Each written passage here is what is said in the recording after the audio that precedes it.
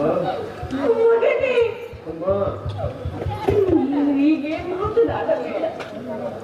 ಮೊದಲೇ ನೊಂದು ಬೆಂದಿರುವೆ ನನ್ನ ಮನಸ್ಸಿನಲ್ಲಿ. ಈ ನಿನ್ನ ಮಾತುಗಳು ಶೋಲದಂತೆ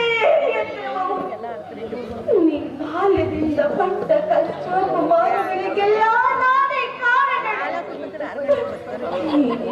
ಭಾಗ್ಯ ತಾಯಿಯನ್ನು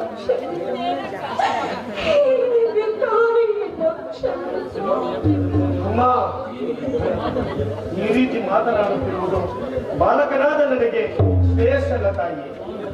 ನಾನು ಹತಭಾಗ್ಯ.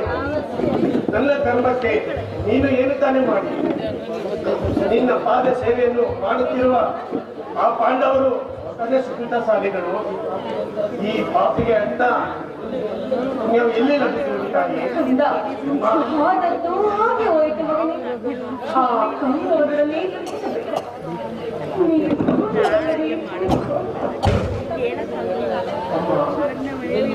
ಇದೊಂದು ಮಾತು ಮಾತ್ರ ಹೇಳಬೇಡ.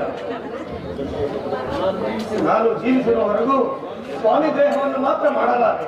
ಹಾಗಲ್ಲ ಮಗನೇ, ಎತ್ತ ತಾಯಿಯಾದ ನಾನು ನಿನ್ನಲ್ಲೇ ಭಿಕ್ಷೆಯನ್ನು ಬೇಡುತ್ತಿರುವೆನು.